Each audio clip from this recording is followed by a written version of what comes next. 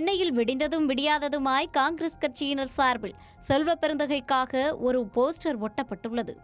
அரசியல்வாதிகளுக்கு போஸ்டர் அடிப்பது என்பது வழக்கம்தான்.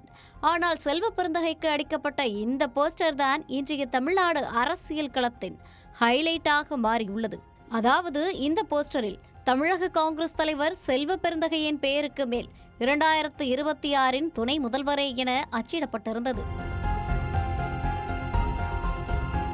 ஒருபுறம் இது செல்வ பெருந்தகை ஆதரவாளர்களின் ஆசை என கூறப்பட்டாலும், மறுபுறம் திமுக தலைமைக்கு தமிழக காங்கிரஸ் அழுத்தம் கொடுக்கவே இவ்வாறு போஸ்டர்கள் ஒட்டப்படுவதாக கூறப்படுகிறது.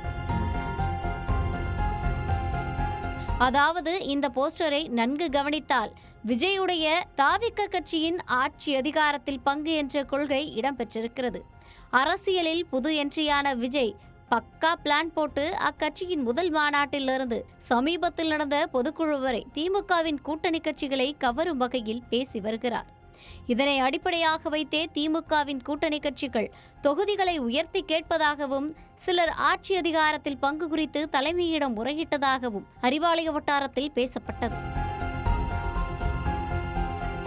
இந்நிலையில் இதையெல்லாம் மனதில் வைத்துதான் தமிழக காங்கிரஸ் தற்போது புது டிமாண்ட் ஒன்றை திமுக தலைமையிடம் வைக்க இருப்பதாக கூறப்படுகிறது.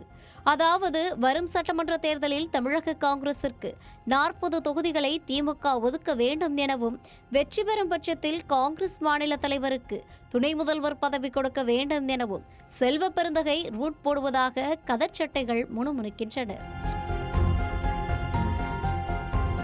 ஏற்கனவே தமிழக காங்கிரஸ் கட்சியில் செல்வ பெருந்தகைக்கு எதிராக மாவட்ட தலைவர்கள் டெல்லிக்கு படையெடுத்த விவகாரம் சமீபத்தில் பரபரப்பை ஏற்படுத்தியிருந்தது. இப்படி சொந்த கட்சியிலேயே செல்வ பெருந்தகைக்கு எதிராக போர்க்கொடி தூக்கப்பட்டிருப்பதாக கூறப்படும் இந்த நிலையில் துணை முதல்வர் பதவிக்கு அடிபோடுவது என்னரங்கா நியாயமா என அரசியல் விமர்சகர்கள் கேள்வி எழுப்பி வருகின்றனர். இந்நிலையில் இந்த விஷயம் தீயாய் பற்றி எரிய அறிக்கை ஒன்றை வெளியிட்டு விளக்கமளித்துள்ளார் செல்வ பெருந்தகை. அந்த அறிக்கையில் இந்தியா கூட்டணியை சீர்குலைக்கும் முயற்சியில் பல்வேறு மதவாத தீய சக்திகள் கருமேக கூட்டம் போல சூழ்ந்து வருகிறது.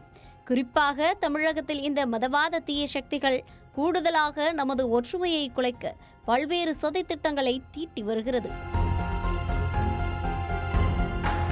இந்த சூழ்நிலையில் ஒற்றுமையாக இருக்கும் காங்கிரஸ் திமுக கூட்டணியில் குழப்பம் விளைவிக்கும் நோக்கத்தோடும் ஒற்றுமையை கெடுக்கின்ற வகையிலும் ஒட்டப்பட்டுள்ள சுவரொட்டியில் தங்களுடைய வாசகங்கள் இடம்பெற்றுள்ளதை வன்மையாக கண்டிக்கிறேன்.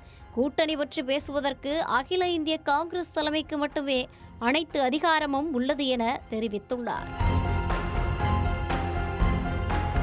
இந்நிலையில் காங்கிரஸ் சார்பில் ஒட்டப்பட்டுள்ள இந்த போஸ்டருக்கு திமுக தலைமை கொடுக்க போகும் பதில் என்ன, காங்கிரஸ் தலைமை எடுக்க போகும் நடவடிக்கை என்ன என்பதை பொறுத்துதான் பார்க்க வேண்டும்.